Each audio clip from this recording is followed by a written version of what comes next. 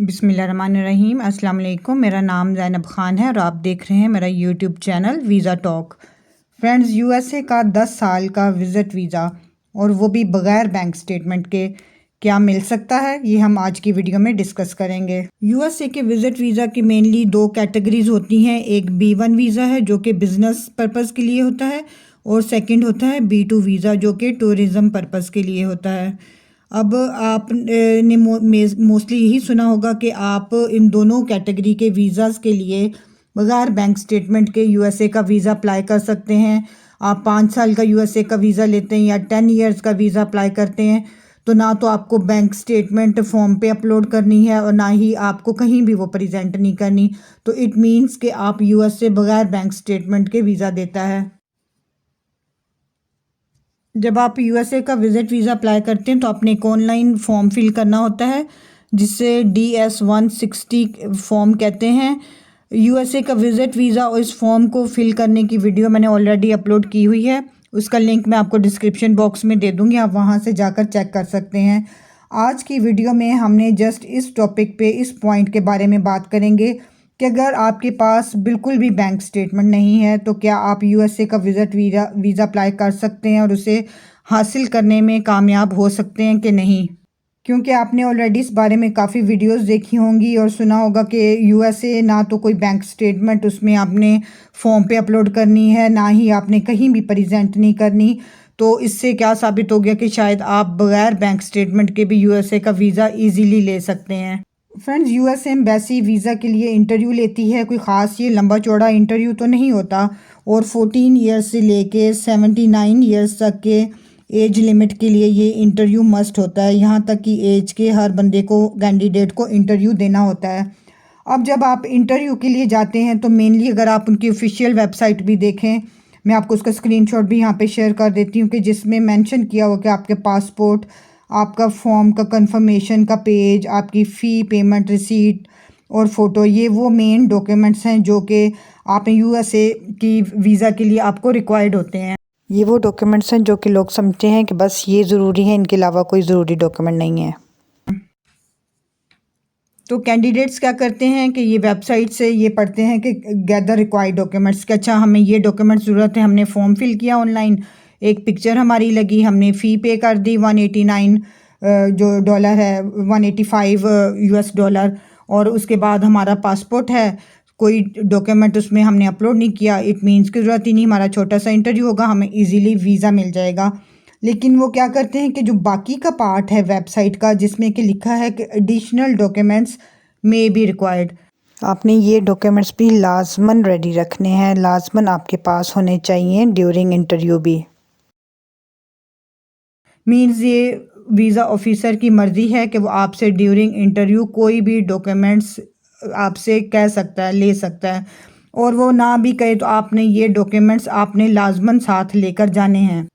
अब कौन से ऐसे एडिशनल डॉक्यूमेंट्स हैं जो कि आपके पास लाजमन होने चाहिए और आपने वहाँ प्रेजेंट करने हैं, या वीज़ा ऑफिसर भी आपसे वो डॉक्यूमेंट्स ले सकता है, आपसे वो इनकी डिमांड कर सकता है। उसमें मेनली आ जाता है एक तो आपका पर्पस ऑफ ट्रिप। ये सारे डॉक्यूमेंट्स जो उन्होंने अपनी वेबसाइट पे मेंशन किया हुआ है कि आपके पास ये डॉक्यूमेंट्स आपने एडिशनल आपके पास होने चाहिए।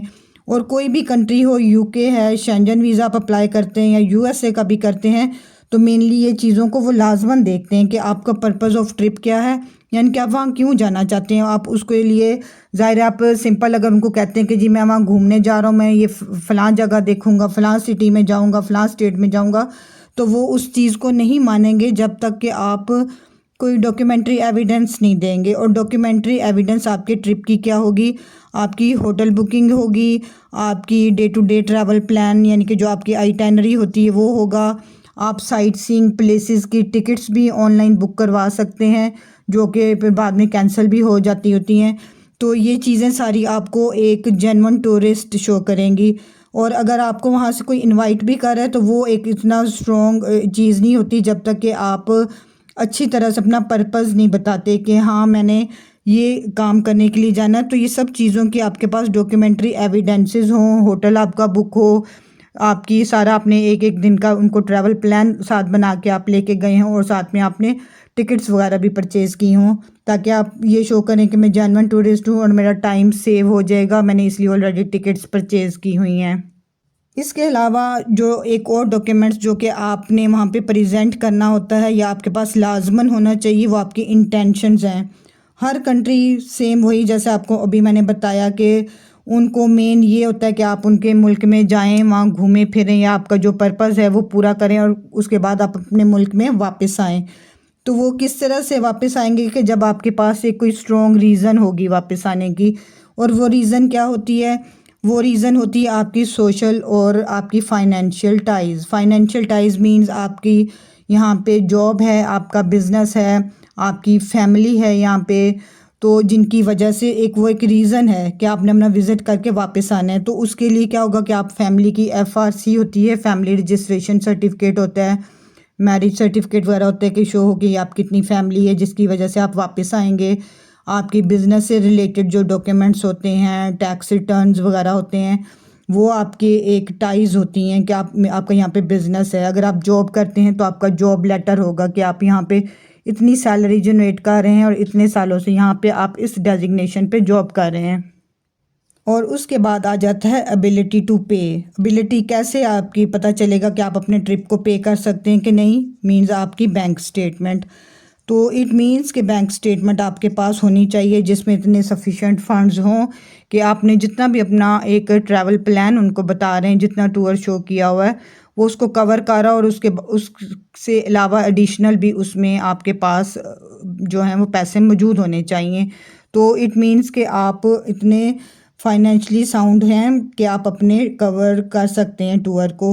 तो इट मीन्स कि बैंक स्टेटमेंट भी लाजमन चाहिए। और जो लोग ये कहते हैं कि आप USA का 5 साल का 10 साल का वीज़ा बगैर बैंक स्टेटमेंट के USA देता है, तो वो चीज़ नहीं है, आपके पास होना चाहिए। ये उन्होंने अपनी वेबसाइट पे ये क्लियरली मेंशन किया हुआ है। तो आपसे वीज़ा ऑफिसर ये डिमांड करे ना करे, आपने ये प्रेजेंट करने हैं या आपने लाजमन एटलीस्ट साथ लेके ये जाने हैं डॉक्यूमेंट्स जिसमें आपकी ये सारी चीज़ें जो कि उन्होंने बताई हैं। अगर सपोज़ ये ना हो कि आप बाकी ऐसी कुछ वीडियोस को फॉलो करें कि अच्छा नहीं वो तो ज़रूरत ही नहीं इन डॉक्यूमेंट्स की, और आप कुछ ना लेके जाएं तो वीज़ा स्ट्रेट फॉरवर्ड आपका रिफ्यूज़ हो सकता है। तो ये चीज़ें आपने लाजमन अरेंज आपके पास हों तो फिर आप USA का विज़िट वीज़ा अप्लाई करें। तो आई होप आपको आज की इन्फॉर्मेशन अच्छी लगी होगी। अगर वीडियो अच्छी लगी हो तो इसे काइंडली लाइक करें, फ्रेंड्स और फैमिली के साथ शेयर करें, और अगर आप मेरे चैनल पर नए हैं तो काइंडली मेरे चैनल को ज़रूर सब्सक्राइब करें ताकि आपको फ्यूचर में भी इस तरह की इन्फॉर्मेटिव वीडियोस मिलती रहें। Thank you. अल्लाह हाफिज़।